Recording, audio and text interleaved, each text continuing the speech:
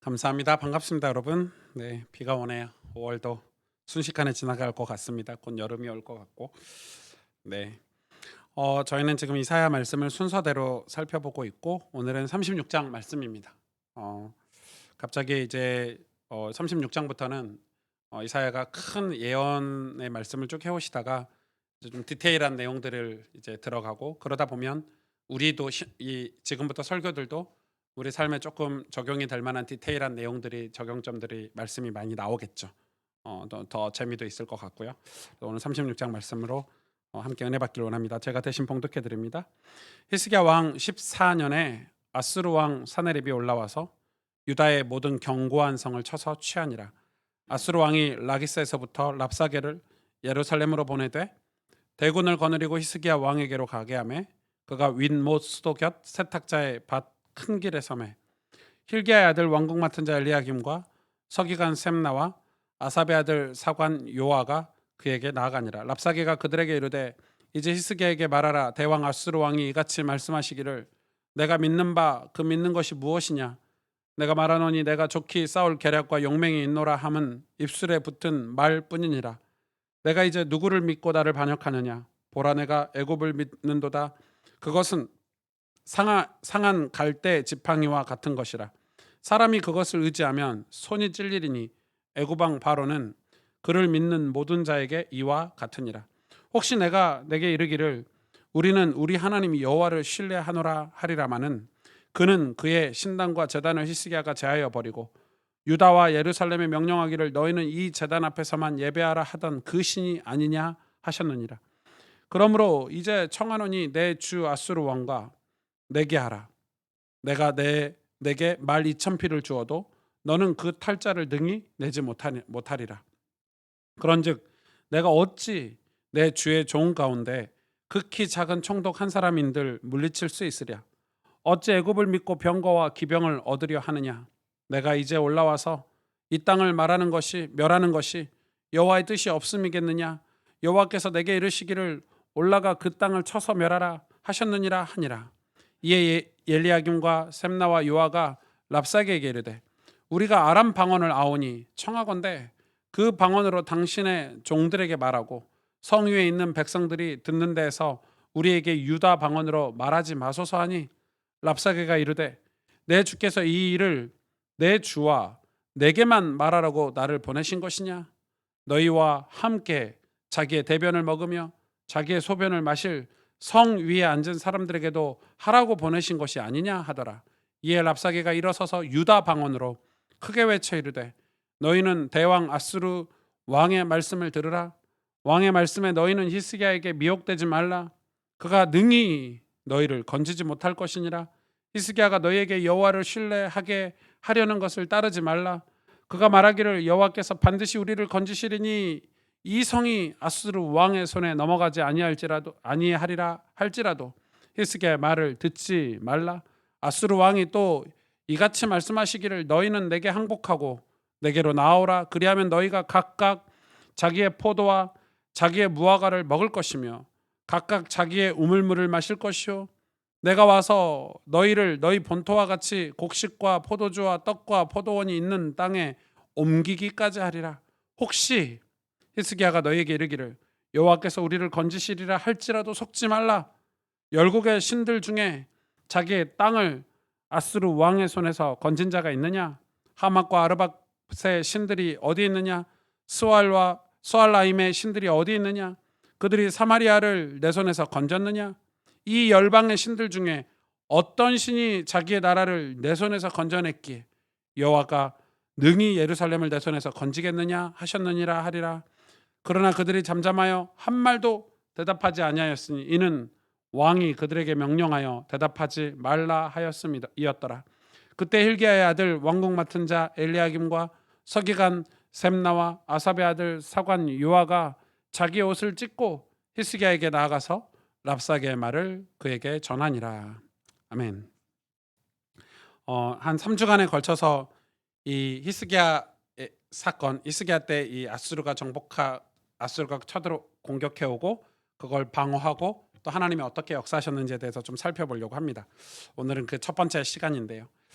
어, 이 참 재밌는 장면이 오늘 딱 펼쳐지게 되죠. 사실은 이제 성경이 순서대로 탁 시간대별로 이렇게 나열되어 있으면 좋은데 이사야서 자체가 그런 예언서가 아니고 이 전체를 좀 설명했다가 예언했다가 오늘 갑자기 이제 히스기야 때 아수르가 쳐들어온 장면을 아주 디테일하게 이렇게 묘사를 하고 있습니다.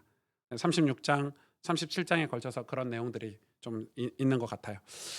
제가 이제 설교를 거의 한 장씩 하고 있죠. 한 사건씩 이렇게 챕터씩 설교를 하고 있어서 여러분에게 좀 내용이 많을 수도 있겠다 이런 생각이 들 때가 있습니다. 좀 많은 내용이 함축돼서 전달될 때가 있을 것 같기도 하고 또 너무 디테일하게 설교를 하면 반복되는 설교들이 너무 자주 있다 보면 좀 피로도가 있을 것 같아서 제가 한 장씩 이렇게 설교를 하고 있는 거 여러분 이해해 주시면 좋을 것 같습니다. 오늘 아수르가 이렇게 공격해 왔죠. 어, 이 당시 아수르는 그때 근동의 이 패권을 장악한 아주 강력한 아시리아죠. 아시리아고 그때 왕이 누구냐면 이 사네립이라는 왕입니다. 아주 유명한 왕이죠. 실력자입니다. 아주 실력자고 여러 나라들을 정복하고 이제 남유다까지 왔습니다. 근데 어느 정도 왔냐면은 18만 5천 여러분 말이 18만 5천 군대지 새카맸을 겁니다. 18만 5천 군대가 이 예루살렘 성 그 작은 성 주변을 둘러싸서 포위한 그런 상황인 거죠. 근데 사람만 18만 5천이 아니라 수많은 그 당시 아수르가 나라들을 정복했을 때 왜 강력한 그 실력가였냐면은 이 말과 병거가 굉장히 뛰어났고요. 이 기마 부대가 굉장히 뛰어났던 부대입니다. 그래서 엄청나게 말을 잘 다루고 그러니까 그 말은 오랫동안 전쟁 준비를 했던 나라입니다. 그냥 전쟁을 즉흥적으로 일으킨 게 아니라 전쟁을 오랫동안 준비했던 나라이기 때문에 굉장히 실력 있는 심지어는 오늘 본문에 보시면 알겠지만 18만 5천 군대가 예루살렘 성을 주변을 둘러싸고 전쟁을 하기 전에 누구를 보냈냐면 랍사게를 보냈죠. 이 랍사게는 이 사람 이름이 아니죠. 예, 술 맡은 관원장을 랍사게라고 합니다. 예, 이 직분이에요. 우리로 말하면 뭐 비서실장, 총리, 장관 이런 직분 이름입니다. 이 랍사게는 술 맡은 관원장이란 뜻을 가진 단어죠. 랍사게가 술 맡은 관원장인데 실력자죠. 이 왕 밑에 바로 우리로 말 뭐 비서실장이나 총리 정도의 위치에 있는 것 같아요. 그런 실력자가 이 장수 노릇까지 하고 있어요. 굉장히 실력 있는 랍사게고 이 랍사게를 보내서 지금 뭐 하는 내용이죠? 회유하는 내용이죠. 그러니까 피 한 방울 안 묻히고 전쟁에서 이 예루살렘 성을 함락시키려는 그냥 함락시켜도 되는데 아주 뛰어난 왕입니다. 그래서 이제 백성들에게 항복해라 이런 메시지를 지금 전달하는 장면이 오늘 본문 장면입니다. 참 예루살렘 성 입장에서는 암울한 상황이죠. 분명히 작년에 1년 전에 재물을 보내서 우리를 쳐들어오지 말아주세요라고 했는데 1년 만에 다시 쳐들어왔습니다. 지금 상황은 되게 암울한 상황입니다. 1년 전에는 이 아수르가 다른 나라와 전쟁을 많이 했고 다른 나라를 점령하는 사역을 많이 했기 때문에 여유가 없었고 이제 다 정복하고 나서 이 예루살렘도 정복하려고 예루살렘을 포위하고 있는 그런 상황이죠. 굉장히 두려웠겠죠, 여러분. 여러분 생각해 보세요. 그 작은 성에서 밖을 쳐다보면 새카만 말이 18만 5천 명이지. 여러분 생각해 보세요. 상상을 해보세요. 새카만 말과 기병들 그 뛰어난 전략과 전술을 가진 이 아시리아 군대가 이 주변을 둘러싸고 있으면 얼마나 두려웠어요. 오늘 본문에 보니까 이 백성들이 자기 대변을 먹고 자기 오줌을 먹을 정도로 밖에 뭐 나갈 수도 없을 정도로 그 말은 두렵다는 거죠. 엄청 두려운 상황인 거죠. 우리가 하나님 앞에 서 있지 않으면 세상은 여러분 우리를 늘 공격합니다. 그 말은 우리가 하나님 앞에 서 있지 않기 때문에 세상이 우리를 공격한다. 반대로 뭐 이렇게 말하는 분들도 있어요. 우리가 세상이 우리를 공격해서 우리가 하나님 앞에 서지 못한다라고 말하는 분들도 있는데 저는 그 말에 조금 동의를 안 하는 편이에요. 반대라고 저는 생각해요. 우리가 하나님 앞에 서 있으면 저들의 공격이 우리에게 사실 무의미해요. 근데 하나님 앞에 서 있는다는 말이 쉽게 이야기하면은 하나님과의 관계를 이야기한 거죠. 그러니까 하나님과의 관계예요. 하나님 앞에 서 있는다는 표현은 하나님과의 관계죠. 우리 그 인간관계도 굉장히 중요하잖아요. 우리가 누구하고 관계를 맺고 있느냐에 따라서 굉장히 중요해요. 그리고 그 관계를 맺기 위해서 굉장한 많은 노력들을 해야 돼요. 며칠 전에 기사에 보니까 아프리카 이야기가 나오더라고요. 저 이렇게 좀 관심이 있어서 자세히 봤는데 그 아프리카에 우리나라에서 우리 정부가 잘하고 있는 게 이 아프리카에서 우리나라 정부에 이제 선진국이니까 요청을 많이 하는 도움을 요청을 많이 해요. 다른 나라들은 뭐 돈도 보내고 뭐 도로도 닦아주고 뭐 이런 정책들을 하는데 우리나라가 하는 게 우리나라 농업 기술이 세계적이잖아요. 특히 벼농사는 우리나라 벼농사 기술이 타의 추종을 불허한대요. 근데 우리나라는 이제 벼농사가 쉽지가 않은데 그 기술을 아프리카에 이렇게 전수해 주는 일을 하고 있더라고요. 그래 뭐 수백억을 투자해 가지고 우리가 그냥 돈을 주면 걔네들은 돈 쓰고 말아 버리는데 필요한 기술을 전수해서 자기들이 농사를 짓고 그거에서 나온 쌀로 밥을 먹는 이걸 이제 기술 전수를 해 주는 거예요. 그러니까 뭐 대표적으로 뭐 세네갈이라든지 이런 나라들은 가 보니까 뭐 우리나라 시골 풍경하고 비슷해요.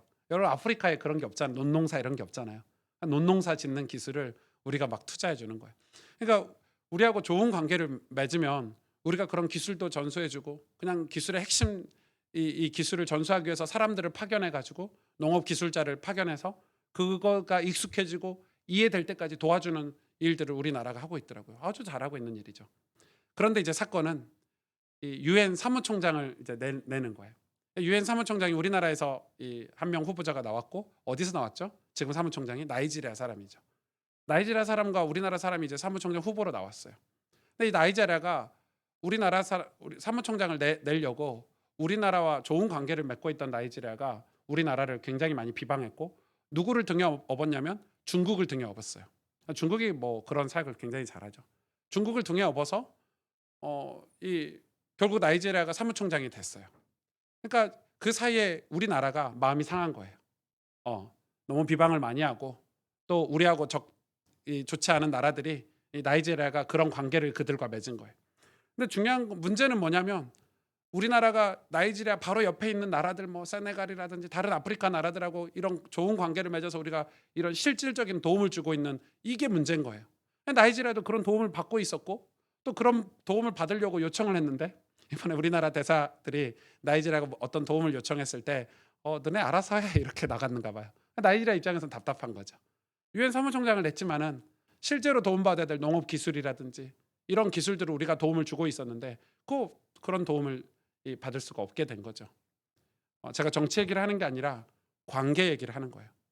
좋은 관계가 깨지면요. 누가 뒤에서 내 욕하고 다니는데 내가 도움이라는 걸 줄 수 없는 거예요.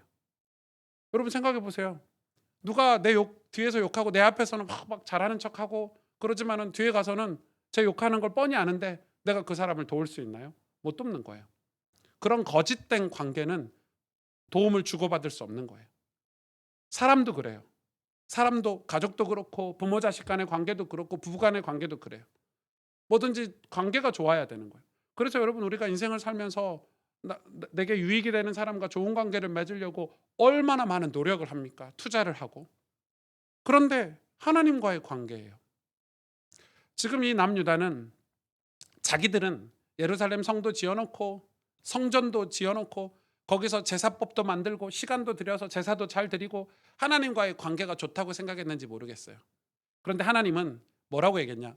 너희들을 내가 떠났다라고 얘기하고 있어요. 그게 예레미야 또 예레미야 애가 그리고 여러분이 지금 읽고 있는 에스겔에 나와 있는 내용이에요. 하나님의 영광이 그들에게서 떠났대요. 사람들은 하나님 앞에 제사를 드리고 하나님과 관계를 잘 맺고 있다라고 생각을 했는데 하나님은 관계가 끊어진 거예요. 하나님 편에서. 하나님이 떠나버렸대요. 그럼 뭐예요? 그들의 예배는 다 껍데기예요. 속이 비어버린 강정 같은 거죠. 텅 비어버렸어요. 그러니까 관계가 좋지 않기 때문에 하나님도 그들을 도울 수가 없는 거예요.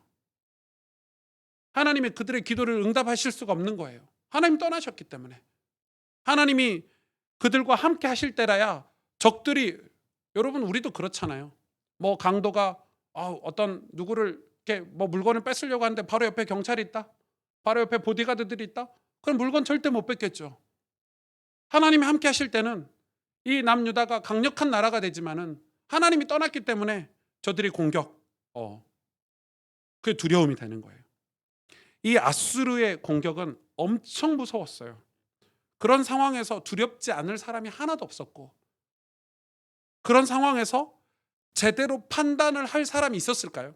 여러분, 18만 5천 군데가 갑자기 내 주변을 둘러싸는데 얼마나 두렵고, 그래서 벌벌 떨고 두려워서 무엇을 해야 될지 모르는 거죠. 쉽게 말하면 몸이 굳어버린 거예요. 몸이 굳는다는 표현 아시죠? 멈춰버린 거예요. 우리 신앙도 그래요. 하나님 앞에 서 있지 않으면, 말씀으로 신앙생활하지 않으면 어느 날 우리를 공격하는 그 악한 영들의 공격 앞에 제대로 판단도 못하고 몸이 굳어져 버리는 거, 그거 저는 너무 많이 봤어요. 뭐라고 얘기하냐? 내 신앙이 이 정도밖에 안 됐나? 내 믿음이 이렇게 연약했나? 이렇게 얘기해요. 몸이 굳어져 버린 거예요. 내 영과 마음의 상태가 뭘 판단하고 어떻게 해야 될지를 멈춰버린 거예요. 그 정도로 여러분, 이건 굉장히 중요한 내용이죠. 어느 정도냐? 그럼 이게 구체적으로 사내빈의 공격이, 이 아수르 대왕이 얼마나 똑똑하냐면 자기 중에 가장 똑똑한 이 랍사게를 보냈는데, 이 랍사게가 협박을 하는 거잖아요. 협박이 그냥 협박이 아니에요. 이 랍사게는 이름이 아니고 술 맡은 관원장 직분인데, 사네립 왕, 우리 대왕의 말을 들어라 이렇게 얘기하면서 대왕이 하는 얘기를 그대로 전달을 하는데, 이 랍사게에 대해서 적군이지만은, 이 랍사게가 얼마나 매력 있는 인물이냐, 적군이지만 정말 실력 있는 랍사게였어요. 실력 있는 장수였고 지도자였고, 그리고 사네립의 충성스러운 신하였어요. 이 랍사게는 일단 언변이 엄청 뛰어나요.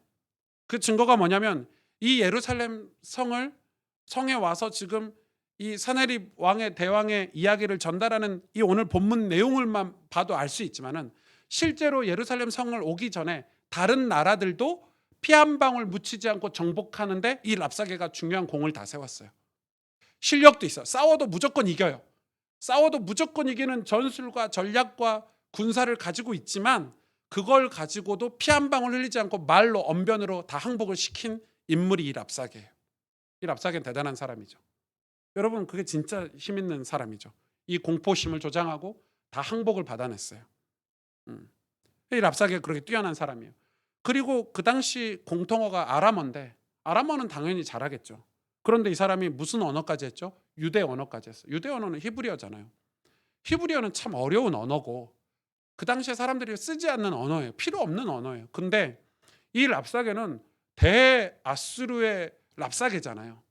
총리고 비서실장인데, 이 작은 나라, 힘없는 나라에 이 언어를 할 필요가 없는데 그 언어가 완벽하게 구비된 사람이에요.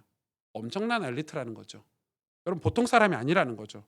그 자기 대왕의 이야기를 이 이스라엘 백성들에게 직접 전달할 수 있을 만큼 이 히브리어를 완벽하게 한 사람이에요. 그뿐이 아니에요. 그래서 그 언어를 그렇게 잘한 것 때문에 많은 신학자들이 유다 출신이 아닌가 이렇게 추측을 하기도 해요. 유다 출신이 아닌가 할 정도로 언어를 잘했어요. 그뿐이 아니고 사네립에 대해서 그 충성스러움, 충성도, 그리고 성실함. 그러니까 이 랍사게, 오늘 본문에 나오는 이 랍사게라는 인물은 굉장히 매력적이고 실력 있는 사람이고 또 준비된 사람이에요.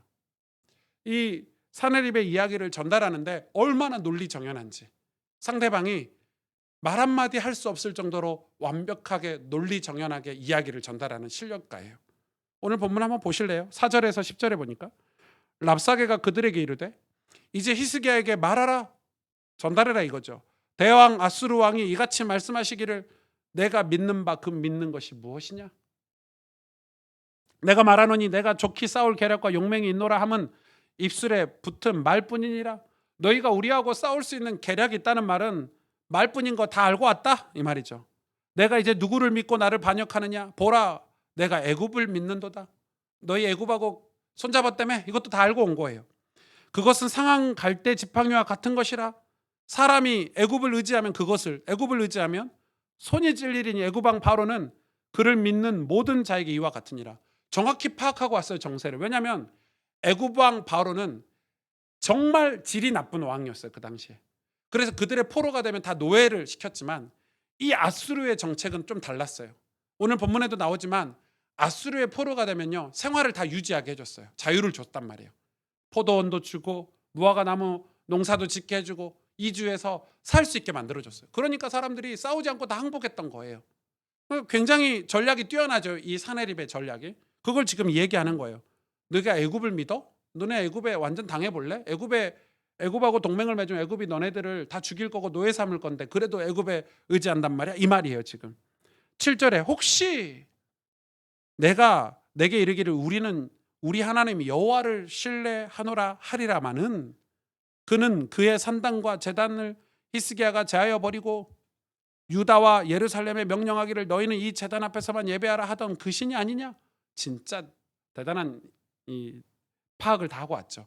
왜냐하면은 그 너희가 우상 산당을 다 제하고 히스기야가 그리고 하나님 앞에 이 제단 앞에서만 예배하라 그 신이 아니냐 이 말은 무슨 말이냐면 너희의 신앙에 지금 엉망진창인 거 다 알고 왔다. 너희가 여호와를 의지한다고 하는데 너희 지금 엉망진창인 거 다 알고 왔다. 지금 이렇게 지금 비꼬는 거예요. 8절에 그러므로 이제 청하노니 내 주 아수르 왕과 내기하라. 내가 내게 말 2,000피를 주어도 너는 그 탈자를 능히 내지 못하리라. 기가 막히죠. 너희가 싸울 전략도 없고 힘도 없고 신앙도 없고 믿음도 없고 너희가 동맹 맺은 애굽은 개판이고 그래서 내가 우리하고 싸우도록 내가 말 2,000피를 줄게. 말 2,000피를 줄 텐데 너희 이거 탈 사람이나 있냐? 실제로 전쟁 준비가 하나도 안 돼 있다는 걸 다 파악하고 온 거예요. 이런 거죠. 우리하고 싸우려고 하는데 상대방이 총이 없어. 나는 총이 있는데 총 줄게. 쏠 줄 알아? 이 말인 거예요. 완전히 지금 예루살렘 상황이 이해가 되시죠? 이거를 얼마만큼 전쟁 준비를 잘해왔냐면 완벽하게 다 파악하고 모든 빈틈없이 압도할 내용을 가지고 온 거예요. 그걸 1년 동안 제가 볼 땐 준비한 거예요. 아수르가. 그러놓고 10절에 9절에 즉 그런즉 내가 어찌 내 주의 종 가운데 그러니까 우리 사내립하고 붙어서는 게임도 안 되고 내 주의 종 가운데 극히 작은 총독 한 사람인들 물리칠 수 있으랴? 너희는 장수 한 사람도 우리나라 장수도 못 이겨 이 말이죠. 어찌 애굽을 믿고 병거와 기병을 얻으려 하느냐? 내가 이제 올라와서 이 땅을 멸하는 것이 여호와의 뜻이 없겠음이냐? 이제는 너희 신 뜻도 있을 거다. 너희가 개판으로 여호와를 섬겼으니까 여호와의 뜻도 있을 거다. 여호와께서 내게 이르시기를 올라가 그 땅을 쳐서 멸하라 하셨느니라 하니라. 그러니까 지금 남유다의 신앙, 종교, 정치 어떤 그 모든 상황을 다 파악하고 전쟁 준비를 하러 온 거예요. 아수르가 그 당시에 대국이 될 만하죠. 실력 있는 나라가 될 만하죠. 비참하죠. 반대로 예루살렘 입장에서는 비참한 거예요. 비참하고 한스러운 장면이에요. 유다를 그냥 비웃는 정도가 아니라 하나님의 이름을 완전히 능욕하는 장면이고 너희가 예배해봐라 기도해봐라 하나님 너희를 도우시겠냐? 지금 이 말이에요. 지금 쳐들어가면 너희가 아무 손도 쓸 수 없이 우리에게 전멸당할 걸 다 파악하고 왔다. 그런데 내가 너희에게 항복할 기회를 주겠다. 지금 이 말인 거예요. 여러분 그 말은 하나님이 함께 하셨을 때 남유다가 강력했다는 것을 아수르가 몰랐을까요? 다 알아요. 역사까지 다 조사하고 왔으니까. 그런데 지금은 신앙이 다 무너졌다는 것까지 다 파악하고 온 거예요. 완전히 예루살렘 성안이 부패와 타락 이거 다 알고 온 거예요.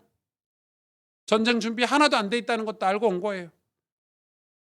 여러분 이 메시지는 오늘날 우리 기독교 한국교회 비슷하죠. 우리는 자꾸 외부 탓을 해요. 아유 세상이 악해가지고 세상이 우리를 핍박한다면서. 아니요. 우리가 내실을 다지지 못한 거예요. 우리가 준비가 안 된 거예요. 우리가 하나님 앞에 서 있지 못한 거예요. 심지어 랍사게는 오늘 여호와의 뜻이 없겠냐 이렇게까지 얘기해요.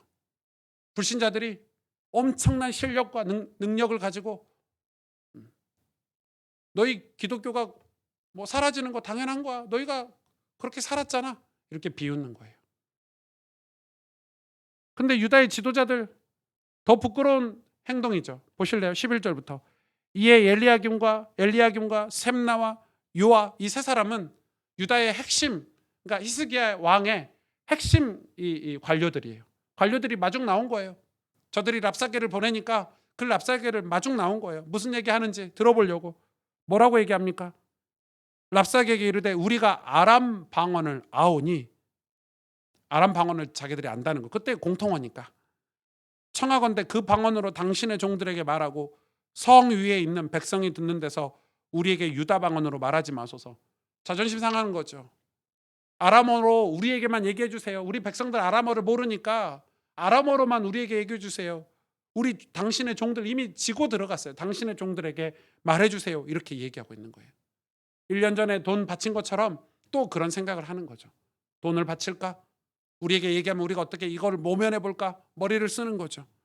12절 랍사게가 이르되 내 주께서 이 일을 내 주와 내게, 내 주는 히스기야죠, 내 주와 내게만 말하라고 나를 보내신 것이냐? 아니라 너희와 함께 자기 대변을 먹으며 자기의 소변을 마실, 이제 그렇게 된다는 거 포위하고 있으니까 성 위에 앉은 사람에게도 하라고 보내신 것이 아니냐. 이에 랍사게가 일어서서 유다 방언으로 크게 외쳐 이르되 너희는 대왕 아수르 왕의 말씀을 들으라. 완전히. 그리고 뭐라고 합니까? 히스기야가 너희 보고 여호와께서 도와주실 거니까, 히스기야가 너희 보고 여호와께서 함께 하실 것이니까 여호와를 의지해라. 이 말을 듣지 말아라. 그거 뻥이다. 너희 그 말에 한두 번 속았냐? 그러니 그 말 버리고 대왕 아수르 왕의 사네립의 말씀을 들으라. 이렇게 나오는 거예요. 엄청 자존심 상하는 내용이죠. 그래놓고 뭐라고 정책을 펴죠? 너희가 우리에게 항복하면, 이 백성들에게 얘기하는 거예요. 관료들에게 얘기하는 게 아니라 너희가 우리에게 항복하면 너희의 포도원 다 유지해 줄게. 무화과 나무 먹게 해줄게. 심지어 더 좋은 땅으로 이주시켜서 살게 해줄게. 일본이 우리나라 쳐들어올 때 그런 정책을 많이 폈죠. 항복해. 그럼 일본에서 대학도 다니게 해주고 직책도 주고 돈도 줘서 집도 주고 살게 해줄게. 아수르가 그런 정책을 핀 거예요. 그러니까 관료들하고 상관없이 밑에 백성들이 다 항복해버리면 끝나는 거잖아요. 랍사게의 협박에 유다 지도자들은 백성들이 듣지 못하도록 아람 말로 말해달라고 조용히 부탁을 했어요. 무슨 말이죠? 하나도 준비가 안 된 거죠. 이 백성들에게 이 말을 전달하면 안 되는 거예요. 백성들이 그 이야기를 들었을 때 이 관료들은 전쟁 준비라든지 어떤 대책이라든지 아무것도 없는 상황인 거예요. 준비가 되지 않으니까 부끄럽고 하나님 앞에 기도하고 영적으로 싸우고 실력을 준비해서 전쟁 준비를 백성들과 리더십을 발휘해서 싸워도 부족할 판인데 그게 아무것도 준비가 안 된 거예요. 이미 시작부터 적고 들어갔어요. 무슨 말입니까? 몸과 마음, 영혼까지 굳어버렸어요. 굳어버렸어요. 여러분 왜 굳었죠? 왜 두렵죠? 왜 두렵죠? 하나님을 의지하고 있었으면 그 아수르의 군대 아무것도 아니잖아요. 근데 평상시에 하나님을 의지하고 있지 않았기 때문에 아수르의 군대가 두려운 거예요. 굳어버린 거죠. 여러분 평소에 하던 것이, 이들이 하던 것이 아부고 돈 바치는 거고 계략을 세우는 거고 평소에 하던 게 아부니까 이런 위기가 왔을 때도 나오는 게 아부밖에 없어요. 아이고 제발 우리를 살려주세요. 우리 주의 종에게 말씀 우리가 듣겠습니다. 당신은 우리의 종이, 우리는 당신의 종입니다. 이 말이에요 지금. 그래 된 거예요. 하던 습관대로 규칙대로 사람은 그런 게 나타나게 돼 있어요. 신앙생활 하면서 맨날 불평하고 원망하고 그런 것들이 결정적인 순간에 그대로 드러나요. 얼마나 규칙이 중요한지 아시죠? 스티븐 코비 박사가 습관에 대해서 얘기했어요. 우리가 습관을 만드는 건 어려워요. 그런데 습관을 한 번만 만들어 놓으면 습관이 우리 인생을 인도한대요. 그렇죠. 여러분 그거 정말, 그래서 우리가 좋은 습관을 만들려고 엄청난 걸 투자하잖아요. 좋은 습관을 만들어 놓으면 우리는 그 좋은 습관 때문에 우리 인생은 그 좋은 습관이 주는 영향 때문에 좋은 삶을 살 수 있어요. 전 틀리지 않다고 생각해요. 그러니까 그런 살아왔던 습관대로 규칙대로 사람은 결정적일 때 나타나게 돼 있어요. 그런데 우리는 좋은 습관이 아니라 나쁜 습관, 불평, 원망 이런 걸 늘 하고 살면요. 신앙생활을 하다가 결정적일 때, 적들이 쳐들어올 때 우리가 그런 게 드러나게 돼 있는 거예요. 오늘 본문이 그걸 우리에게 보여주고 있죠. 저는 이번 말씀을 준비하면서 제 20대, 30대 뭐 후회스럽다 이 정도는 아니지만 조금 아쉽다, 좀 안타깝다 이런 마음이 계속 들었어요. 그게 뭐냐면 제가 여러분 제 나이를 잘 모르시잖아요. 제 나이가 지금 30대 중반이 아니라 40대 중반이 돼 버렸어요. 예, 믿기지 않지만. 어. 뭐 30대 중반 같이 살고는 있지만 나이는 속일 수 없잖아요. 벌써 40대 중반이에요. 얼마 안 남았어요. 50대도. 그 말은 그런데 제 손에 쥐고 있는 게 아무것도 없는 거예요. 제 손에 물맷돌이 없어요. 골리앗이 앞에 나타났는데 돌은 있어. 던질 기술이 없는 거예요. 무슨 말이죠? 제가 20대 때, 30대 때 그 기술을 연마하지 않은 거예요. 그게 너무 후회스럽고 너무 속상해요. 그래서 우리 교회 청년들에게 진짜 해주고 싶은 얘기가 많아요. 여러분, 한국 교회에서 말하는 믿음과 서구 사회, 즉 미국 같은 나라에서 말하는 믿음에 조금 차이가 있는 거 아세요? 한국 사람들의 믿음은 열심히 하는 거예요. 열심히 하지 말라는 말이 아니라 어떤 열심이냐면 그들이 하는 열심과 우리의 열심이 조금 달라요. 우리의 열심은 막 교회 열심히 나와서 막 찬양하고 예배하고 사역하고 막 목사님 말씀 잘 듣고 막 젊을 때 청년 때 이런 청년들 보면 와, 쟤 믿음 좋다 이렇게 얘기하잖아요. 그렇죠?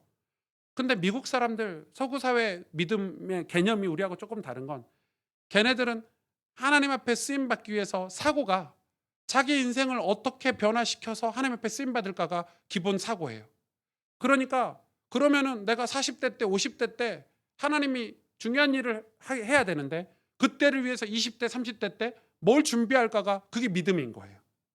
믿음이 우리하고 조금 다르죠. 개념이 달라요. 예를 들어서 제가 20대 때 30대 때 저는 그 노를 잘 못했어요. 예스맨인 거지, 예스맨. 어른들이 일 시키면 무조건 예스하고 열심히 했어요. 그러니까 무조건 어른들이 일을 시키면 예스하고 열심히 했는데 그걸 보고 사람들이 저보고 진짜 오전도사 오목사 일 잘한다 칭찬 많이 했어요. 그게 저한테는 이 패착이에요. 내 인생에. 왜냐하면 내가 하나님 앞에서 정말 40대 때 50대 때 이 드릴 게 있어야 되는데 하나님 나를 사용해 주십시오 했을 때 내가 드릴 무기가 있어야 되는데 그게 손에 없는 거예요. 남 좋은 일 다 한 거죠. 이렇게 하면 오해가 될 수도 있어요. 그러나 제 얘기를 충분히 이해하실 거라고 생각해요. 저희 교회 성도님들은. 믿음이라는 게 무엇입니까? 믿음이라는 게 무엇입니까? 내가 정말 하나님을 믿는다면 하나님께 쓰임받고 하나님의 영광과 기쁨을 내 인생이 기쁨이 되도록 그 사실을 정말 믿는다면 우리는 준비해야 돼요. 그런데 젊을 때 믿음이랍시고 맨날 교회 와가지고 놀고 다른 사람들 심부름하고 이러다가 정작 내 인생이 하나님 앞에 쓰임받을 때는 손에 물맷돌 하나 없는 거예요. 지금 한국 교회가 그래요. 우리가 네팔에 복음을 전해요. 목사들이 가서 설교를 해요. 그게 복음 전하는 겁니까? 아니요. 그 사람 듣고 말아요. 하나도 안 돌아와요. 우리는 실력이라는 게 같이 가야 돼요. 학교도 지어줘야 되고요. 병원도 지어줘야 되고요. 그 국가의 시스템을 바꿔주면서 복음이라는 걸 전해야 돼요. 복음은 말이 아니고 그 이면에 그 복음을 증명할 삶이 복음이에요. 그래서 여러분 아시잖아요. 우리가 막 전도지 만들어가지고 사람을 영접시키는데 그 영접된 사람이 교회 와가지고 신실하게 신앙생활하는 경우는 거의 제로예요. 거의 제로예요. 없어요. 왜냐하면 그렇게 해서 예수 믿는 것도 감사한데 그러다가 복음 전해준 사람의 실제 삶을 보고 실망해가지고 실족해서 교회를 떠나서 영원히 안 나오는 사람들도 많아요. 여러분 이걸 이해하셔야 돼요. 복음은 말이 아니에요. 그런데 우리 인생을 펼쳐봐서도 마찬가지인 거예요. 아무 준비가 안 돼 있어요. 예배드리고 껍데기로 뭐 스텝 같은 거 하고 막 그거 하지 말라는 게 아니라니까요. 그걸 해라 마라 이 말이 아니라 내 인생에 하나님 앞에 쓰임받아야 될 황금 같은 인생의 40대 50대 60대 멋지게 나이가 들어가고 실력 있는 사람으로 준비되어져서 주님 내 인생을 하나님께 드려서 하나님 나를 사용해 주세요 해야 되는 게 진짜 믿음인데, 열심히 뛰고 지쳐가지고 그러면서 같이 어울려 다니면서 놀고 먹고 마시느라고 내 물맷돌 하나 준비 못한 거예요. 제가 지금 그래요. 이제 교회 개척해가지고 그 준비하려니까 벅차요. 늦게 시작하니까. 우리 교회 청년들 제 얘기를 진짜 귀담아 들으시면 좋겠어요. 준비하세요. 실력 준비하세요. 하나님이 여러분을 사용하실 때 주님 내가 여기 있습니다라는 믿음의 실력도 준비해야 되지만 세상적인 실력도 준비해야 돼요. 저는 저희 교회 젊은이들이 다 그런 중직자들이 되기를 원하고 그런 실력 있는 사람들로 성장하기를 원해요. 우리는 그동안 믿음을 너무 오해했어요. 믿음을 너무 어떤 즉흥적인 걸로만 이해했어요.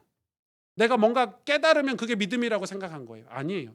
깨닫고 그 깨달은 걸 내 삶에서 행하는 게 믿음인 거예요. 깨닫는 건 사라지는 거예요. 깨닫고 그대로 살면 사라지는 거예요. 주일날 메시지 듣고 아멘 했는데 돌아가서 삶은 그대로면 그건 믿음이 아니에요. 우린 늘 깨닫기만 해요. 늘 메시지 들으면 아멘만 해요. 메시지 듣고 아멘만 하는 게 무슨 깨달은 겁니까? 깨달았다는 말은, 진짜 깨달았다는 말은 내 삶을 그 메시지를 가지고 와서 살아내는 거죠. 애쓰는 거죠. 노력하는 거죠. 여러분, 이게 정말 중요한 믿음이에요. 지금 남유다가 어떤 상황인지 아시겠죠? 저들은 엄청난 준비를 해서 우리를 쳐들어왔지만 우리는 그 사이에 흥청망청 놀고 부패하고 부정하고, 애굽이 도와주겠지, 하나님이 함께 하시겠지, 맨날 우리는 하나님이 함께 하시겠지래요. 하나님 함께 안 하세요. 우리가 하나님이 함께 하실 삶을 살아야 하나님이 함께 하시지, 하나님 함께 안 하신다니까요. 하나님이 이미 남유다를 떠나셨어요. 여러분 지금 에스겔을 읽고 계시지 않습니까? 이미 떠나셨어요. 보실래요? 21절 22절에 그러나 그들이 잠잠하여 한 말도 대답하지 못하였으니 아니하였으니, 이건 히스기야가 시킨 거예요. 왕이 그들에게 명령하여 대답하지 말라. 대답할 것도 없으면서. 22절에 그때 힐기야의 아들 왕궁 맡은 자 엘리야김과 서기관 셈나와 아삽의 아들 사관 요아가 자기 옷을 찢고, 왜 옷을 찢었어요? 한스러우니까, 창피하니까, 자존심 상하니까, 자기 백성들이 저 내용을 다 들었으니까 히스기야에게 나아가서 랍사게의 말을 그에게 전하니라. 아수르 왕 대왕의 말씀을 들을지어다 했는데 얼마나 자존심이 상하겠어요. 여러분 그러나 아셔야 돼요. 랍사게가 이렇게 큰 소리치고 사나립이 어마어마한 세력으로 나라를 키워가고 있지만 우리 인생의 역사와 이 지구의 역사와 우리 개인의 역사는 누구 손에 있냐? 하나님 손에 있다는 걸 여러분 믿으셔야 돼요. 지금 모든 세상의 상황이나 세상에서 이야기하는 것들이 대단해 보이지만 사실 그렇지 않다는 것을 믿음의 사람들은 알고 계셔야 된다, 이 말이에요. 어떤 정치 권력이나 세상에 발전된 과학 기술이 엄청나게 대단해 보여서 우리가 막 몸이 굳어질 정도로 두려워할 수 있죠. 그런데 그렇지 않아도 된다는 걸 여러분 아셔야 돼요. 왜냐하면 그 모든 게 다 하나님 손에 있어요. 랍사게가 엄청난 큰 소리를 치고 대단한 배경을 가지고 어마어마한 실력자로 나타나서 그들을 압박해도 결론적으로 그것은 다 허풍이 돼요. 왜? 18만 5천 군대가 이스라엘 사람들은 두려웠지만 하나님에게는 아무것도 아니었어요. 그 다음 주 얘기 말씀드리겠지만 18만 5천이 전부 송장이 됐어요. 그럼 우리 대충 살고 있다가 하나님이 다 송장시킬 거니까 그럼 그렇게 믿음 생활하면 되겠네. 그렇게 이 본문을 이해하면 꽝이에요. 빵점짜리 설교고 빵점짜리 깨달음이에요. 모든 인생이 하나님 손에 있는 게 맞아요. 그걸 믿고 그 믿음으로 살아야 되는 거예요. 하나님 손에 있다는 걸 믿으면 우리는 뭘 하게 돼 있냐면 준비라는 걸 하게 돼 있어요. 역사가 하나님 손에 있다는 걸 믿는다면 우리는 그걸 준비하고 살아가게 돼 있는 거예요. 신앙이라는 건 믿음이라는 건데, 믿음은 하나님을 믿기 때문에 준비하는 거예요. 여러분 이해가 되신가요? 하나님을 믿기 때문에, 진짜 믿기 때문에 내가 하나님 앞에 어떻게 쓰임 받을까? 그걸 준비하는 게 믿음이라는 거예요. 그런데 우리는 너무 많은 기독교인들이 혹은 교회 다니시는 분들이 혹은 교회 다니는 크리스찬 청년들이 너무 불평이 많고 상처가 많고 부모님 때문에 저는 금수저가 아니고요. 뭐 금수저, 흙수저, 불신자들이 하는 얘기들을 기독교인들이 다 입에 달고 살아요. 뭐 제가 그런 거니까. 그러니까 그런 게 그러면서 아무것도 안 해요. 비전은 얼마나 큰지 하나님의 신실한 백성이 되겠습니다. 그리스도의 제자가 되겠습니다. 막 수련회 때 눈물 흘리면서 두 손 들고 찬양하면서 비전만 크지 아무것도 준비 안 해요. 세계 복음화가 어쩌고 저쩌고 하면서 그렇게 막 써붙이고 필통에 붙이고 이러더니 아무런 상관없는 삶을 살아요. 내용은 없어요. 그건 믿음이 아니죠. 제가 그랬어요. 여러분 인생은 한 개예요. 우리 인생은 하나예요. 하나님 보실 때. 그 인생 통틀어서 하나님 사용하신대요. 그럼 젊을 때 준비해야 돼요. 하나님 믿는다면 믿음도 준비해야 되지만 실력도 저는 준비해야 된다고 생각해요. 믿기 때문에 실력도 따라가는 거예요. 그런데 우리는 믿음을 잘못 배워서 보이지 않는 곳에서 주님을 믿고 살아가는 법을 배우지 못해서 많은 분들이 교회에서 소리치지만 정작 주님의 일에 정작 교회가 공격당할 때 정작 우리가 힘써서 복음 전해야 될 때 아무것도 드릴 게 없는 빈털터리 같은 제가 지금 마음에 그게 한이 돼요. 복음을 전하고 싶은데 가스펠 교회가 전도를 하고 싶은데 아직 전도의 전자도 꺼내지 못했어요. 보여줄 게 없어요. 내놓을 게 없어요. 우리 교단의 신학생들하고 대화할 기회가 있었어요. 저 후배들이죠. 예쁜 마음으로 밥도 사주고 이야기를 하는 거예요. 근데 얘네들이 하는 말 속에 우연찮게 나왔어요. 그런데요. 분당 우리 교회 이찬수 목사나 뭐 어디 감리교회 큰 교회 유기성 목사나 목사? 내가 속으로 목사님 아니고 목사? 그거부터 이미 썩어 빠졌죠. 목사나 뭐 어디 교회 누구 목사나 유명한 목사님들 있잖아요. 전부 복음이 아니고요. 뭐 율법이고요. 신비고요. 제가 웬만하면 화를 안 내는데 화가 진짜 많이 나더라고요. 시끄러 이래. 입 닥쳐 이랬어요. 제가 입 닥쳐 하는 욕은 제 인생의 가장 큰 욕 중에 하나라고 생각하시면 돼요. 저한테 입 닥쳐라는 소리를 들으신 분들은 와 나를 정말 싫어하는구나 이렇게 느끼시면 돼요. 그냥 입 닥쳐 이랬어요. 정색하고 왜 그러세요 목사님 뭐 이러죠. 야 너희들이 그런 목사님들 욕할 자격이나 돼? 개척이라도 해보고 전도라도 해보고 여러분 그런 목사님들이 뒤에서 얼마나 하나님 앞에 기도하고 헌신하고 그런 교회를 통해서 얼마나 많은 사회 공헌을 하는지 그게 뭐 복음이니 뭐 율법 하도 어이가 없어가지고요. 먹던 밥맛도 없어지더라고요. 여러분 우리가 그런 식이에요. 개척이라도 해보고 그런 준비라도 해보고 입만 살아가지고요. 그럼 그게 신앙입니까? 그게 믿음입니까 여러분? 얼마나 잘못된 믿음이라는 걸 가지고 있는지 몰라요. 한국 교회가 한국 그런 신앙을 다 기복 신앙이라 그러잖아요. 불평하고 원망하고 남 비난하고 정작 자기는 주님이 야 너 나를 위해서 좀 뭐 중요한 일 좀 해봐. 아무것도 드릴 게 없어요. 그럼 제가 분당 우리 교회를 좋아도 하지만은 얼마나 중요한 일을 많이 한 줄 아세요? 기독교회 이미지에 그분 때문에 우리가 버티고 있는 거라고 할 정도로 좋은 일을 많이 하세요. 근데 뭐라고요? 복음이 아닌 신학생들이요. 이제 신학교 몇 년 다녀가지고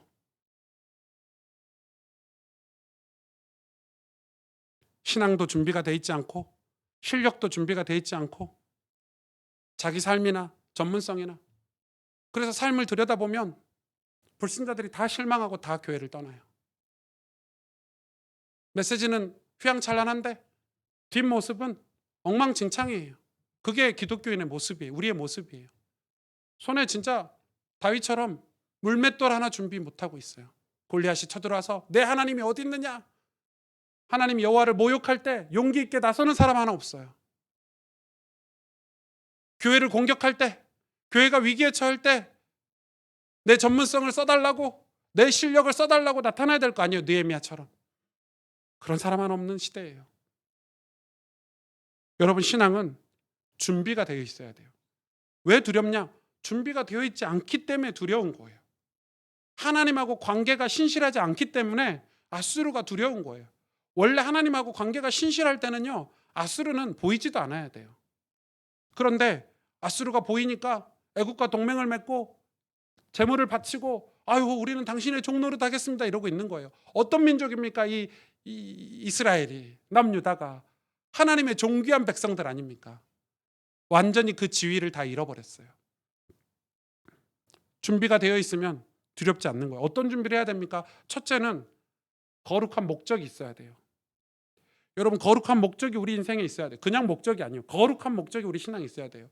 여러분이 사람이라는 것은 목표가 없으면 죽어요. 목적이 없으면 인간은 사라지는 거예요. 하다못해 내 자식들 잘 키워야 되겠다 이런 목적이라도 있어서 성실하게 사는 거예요. 부모님들이. 아닌가요? 내 자식들 대학이라도 보내야지 하고 남자들이 주야로 일하는 거예요. 그 목적도 없으면요 인생은 개차반데. 왜? 우린 죄인이기 때문에. 하나님은 그래서 모든 인간들에게, 인류에게 목적이라는 걸 주시는데 우리는, 이스라엘 백성은 거룩한 목적이라는 걸 주셨어요. 차원이 다른 목적을 우리에게 주셨단 말이에요. 이 목적이 있는가? 그게 신앙생활에 가장 중요한 거예요. 비전이죠. 비전이 있는가? 비전이 없는 민족은 희망이 없어요.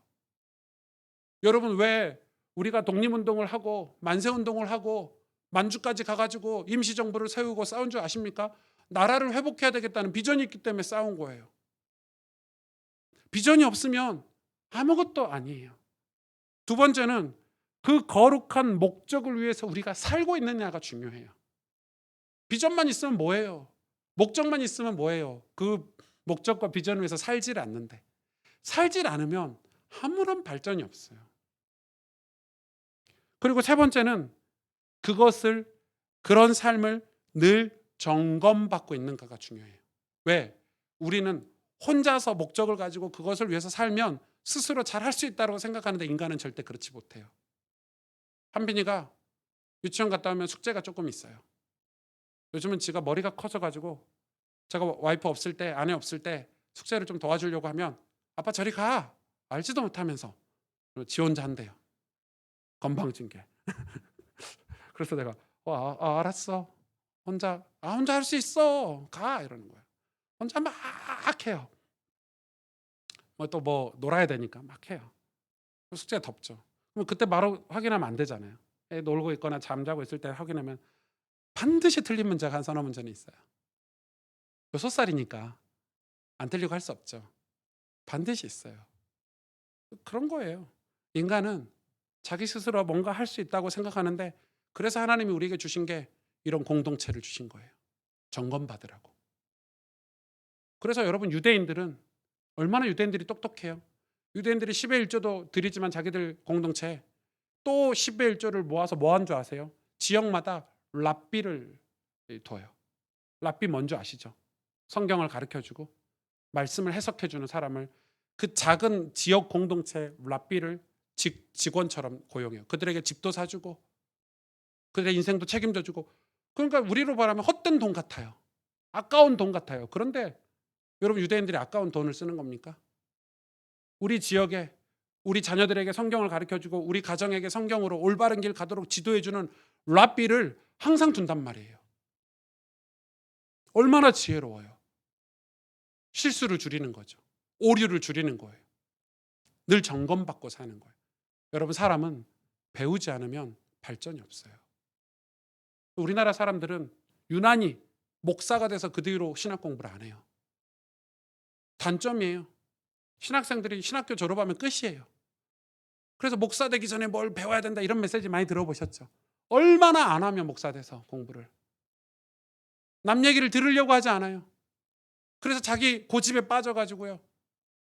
그게 목사의 기쁨입니까, 여러분? 아무것도 하기 싫은가, 젊은이들이? 하지 마라. 해보지 마라. 아무것도 하기 싫으면 하지 마. 그러나 자기 할 일을, 내가 해야 될 일을 제대로 하지 않는 사람이 만족감을 느낀 것을 저는 본 적이 없어요. 신앙도 똑같아요. 신앙도 똑같아요. 짊어진 무게가 없는 사람은 결국 인생이 끝날 때쯤 자기 스스로를 물어뜯어요. 자기 냉소와 자기 경멸에 빠져요. 저는 너무 많이 봤어요.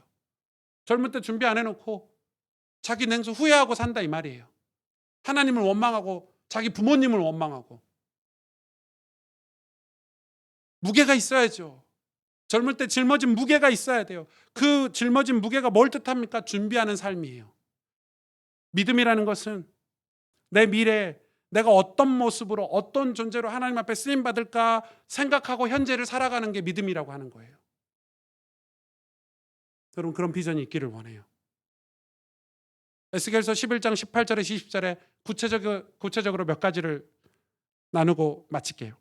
그들이 그리로 가서 그 가운데 모든 미운 물건과 모든 가증한 것을 제거하여 버릴지라. 내가 그들에게 한 마음을 주고 그 속에 새 영을 주며 그 몸에서 돌 같은 마음을 제거하고 살처럼 부드러운 마음을 주어 내 율례를 따르며 내 규례를 지켜 행하리니 그들은 내 백성이 되고 나는 그들의 하나님이 되리라. 하나님이 우리와 교제하고 관계를 맺고 싶어서 나는 그들의 하나님이 되고 그들은 내 백성이 되리라 하고 싶으신데 우리에 뭐가 있어요? 우리 안에 미운 물건이 있대요. 가증한 게 있대요. 우상이 있는 거예요. 거룩한 목적을 위해서 가증한 것을 반드시 제거하고 버리셔야 돼요. 그거 안 버리면 우리 이런 거 흔하게 이야기하잖아요.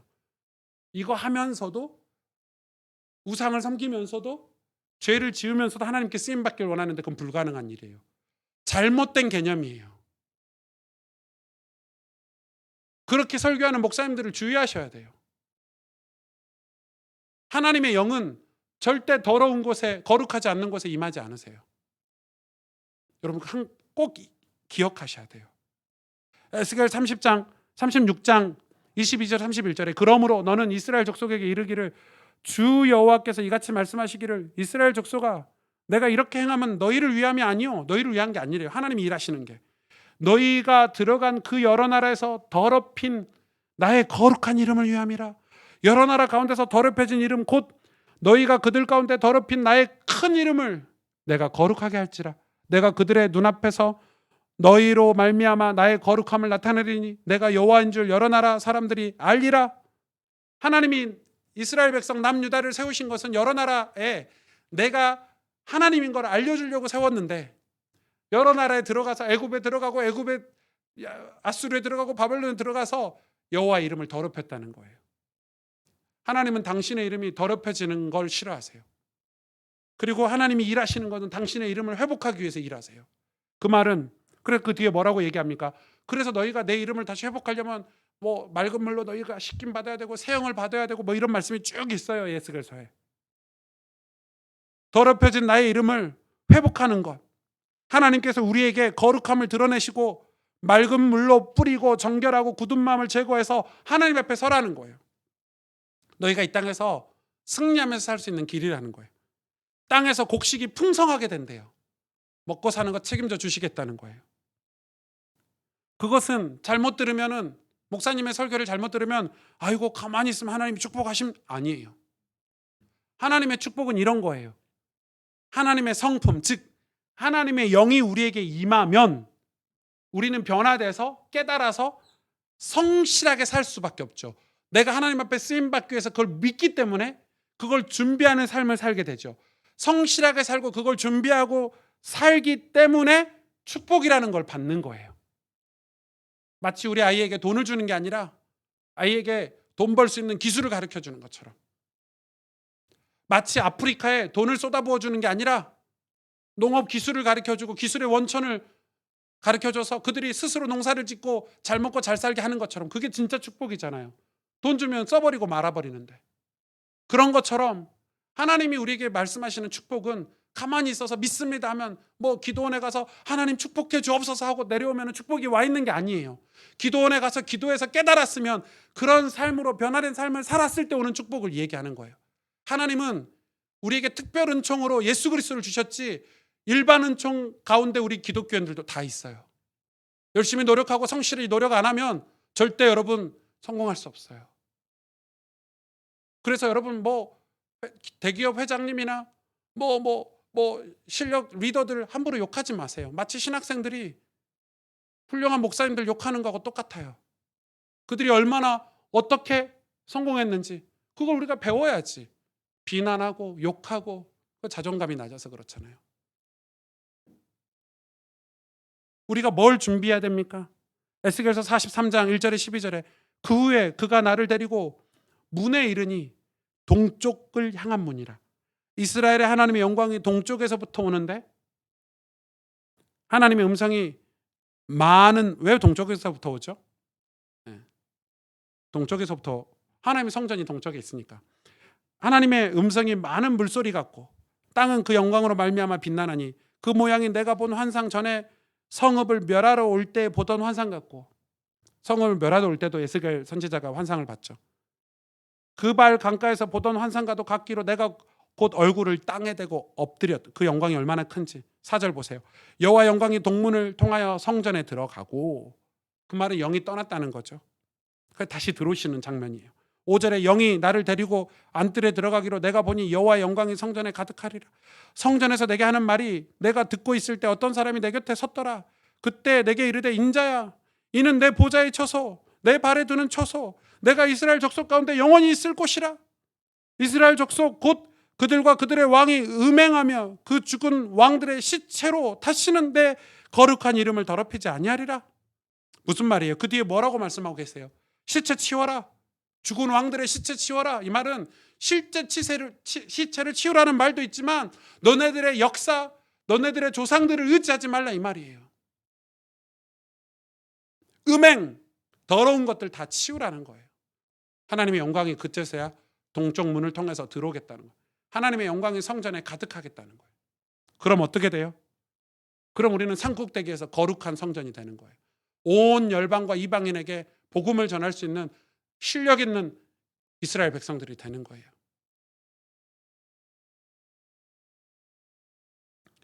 하나님의 은혜로 우리 삶이 충만할 때 우리는 과거의 상처에 매이지 않아요. 과거의 영광에도 매이지 않아요. 환경과 상황에 굴복되지 않아요. 하나님의 영광에 취해서 살 때 우리 인생은 미래지향적이 된다고 저는 생각해요. 그걸 볼 수 있어야 돼요. 저는 그게 제 지난 젊은 시절이 너무 후회되는 지점이에요. 하나님이 깨닫게 못 해주신 거니까 어쩔 수 없다 이렇게 말할 수도 있지만 개인적으로 그런 깨달음이 20대 때도 있었고 30대 때도 있었어요. 용기가 없었어요. 제가 38살에 이 교회를 개척했잖아요. 제가 그런 생각도 해요. 조금만 더 젊었을 때 미래를 준비할 걸 이런 생각 너무 많이 해요. 책 좀 더 읽을 걸, 실력 좀 더 쌓을 걸, 아무나 만나고 다니지 말고 중요한 분들과 만날 걸, 하나님 앞에 기도 생활을 조금 더 잘 할 걸. 하나님 앞에 얼마나 죄송한지 몰라요. 지금 하나님 저에게 보여주시는 것들이 너무 많은데 드릴 게 하나도 없어요. 제 손에. 여러분 그런 후회가 저에게 있어요. 여러분 제가 그래서 교회를 개척해서 지금 뭘 하겠다는 게 아니에요. 뭘 이루겠다 이것도 아니에요. 우리 젊은 세대들이 기억하셔야 돼요. 믿음을 오해하시면 안 돼요. 사람들이 야 너 믿음 좋다. 그게 무슨 의미가 있어요? 나이 들어서 여러분 실력 없잖아요. 다 팽시켜요. 맞잖아요. 맞았잖아요. 와, 너 진짜 스텝 1 잘한다. 와, 너 진짜 믿음 좋다. 나이 들어서 여러분 아무것도 없으면요 어떻게 돼요? 구걸하고 살아야 돼요. 제가 지금 돈 얘기를 하는 게 아니에요. 영적인 얘기를 하는 거예요. 우리가 믿음이 준비되어 있어야 돼요. 주님 내가 여기 있습니다. 나를 사용해 주세요. 이렇게 돼야 되는데 아수르가 쳐들어올 때까지 아무것도 얼마나 흥청망청 놀았으면 쳐들어온 줄도 몰랐어요. 18만 5천 군대가 주변에 주둔하고 있다는 소식도 못 들었어요. 부랴부랴. 지금 교회가 그 지경이에요. 교회를 싸잡아서 얘기하는 게 아니고 제 모습, 우리의 모습을 회개하자는 거예요. 다시 하나님의 영광이 우리 예배 가운데 다시 하나님의 영광, 우리가 성전이잖아요.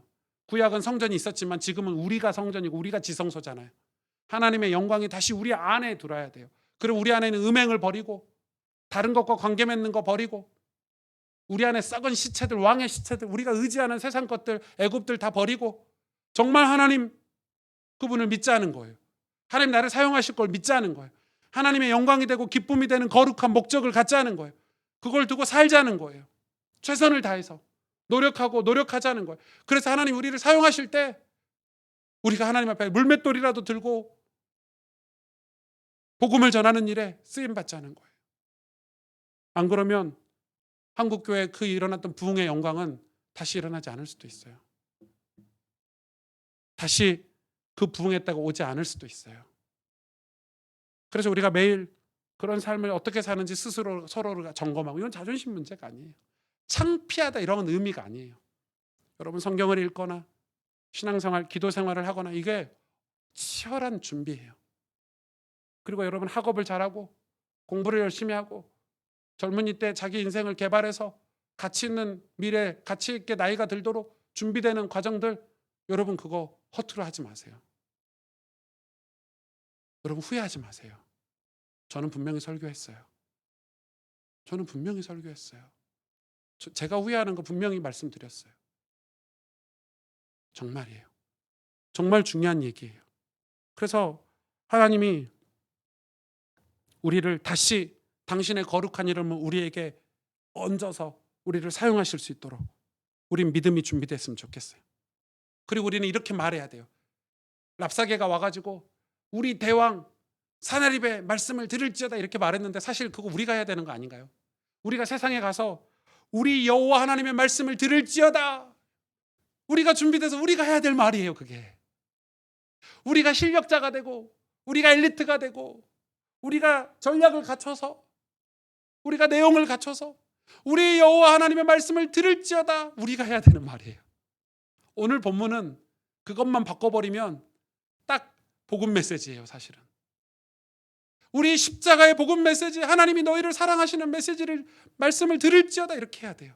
그리고 그걸 증명해야 돼요. 우리가. 그런데 복음 메시지 말로만 하고 아무것도 없으면 되겠어요? 근데 아수르는 말뿐이 아니었어요. 허풍이 아니었다니까요. 우리 여호와 하나님의 말씀을 들을지어다 외칠 수 있는 그런 믿음의 삶으로, 그런 실력 있는 삶으로 여러분 준비되어지기를 바라요. 기도하겠습니다.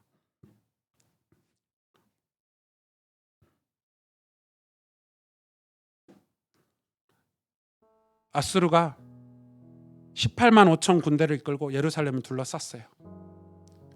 사나립의 장수 랍사게는 대왕 사나립의 말씀을 들으라고 협박하고 있어요. 심지어 예루살렘이 믿음도 잃어버리고 전쟁 준비도 게을리하고 실력도 없다는 걸 다 파악하고 왔어요. 흥청망청 놀고 먹고 문제가 있어도 주님 앞에서 서지 않고 세상적인 방법, 애굽을 의지했던 그 예루살렘을 다 파악하고 온 거예요. 그런 예루살렘이 꼭 지금 제 모습과 같아서 지난 한 주 설교하면서 얼마나 하나님께 죄송했는지 몰라요. 진짜 우리는 회개해야 돼요. 진짜 우리 기독교인은 회개해야 돼요. 다시 하나님의 거룩함을 회복해야 돼요. 다시 하나님의 영광이 우리 성전 안에 들어오기를, 우리 예배 가운데 임하기를 우린 기도해야 돼요. 우리가 다시 하나님의 거룩한 이름을 위해, 영광을 위해 살 수 있도록 믿음을 달라고 우리는 간구해야 돼요. 그래서 우리가 세상 앞에서 여호와 하나님 말씀을 들을지어다, 십자가의 복음 들을지어다 외칠 수 있는 믿음의 삶이 다시 회복되고 그런 지위가 회복되기를 원해요. 그렇게 외치는 것을 뒷받침할 수 있는 실력 있는 삶이 회복되기를 간절히 바라고 원하는 거예요. 하나님, 우리에게 거룩한 목적을 주시기를 원합니다. 비전을 주시기를 원합니다. 내가 뭐 대단한 큰 사역을 하자는 게 아니에요. 복음을 전할 수 있도록, 세상에 하나님 살아계심을 담대히 행복하고 즐겁게 말할 수 있도록, 그 거룩한 목적을 위해서 살 수 있도록 우리를 축복해 달라고 오늘 말씀을 가지고 우리 하나님 앞에 한 목소리로 간절히 정말 간구합시다. 하나님 우리에게 믿음을 달라고 우리 하나님 앞에 간절히 기도하겠습니다. 하나님 감사합니다 주님.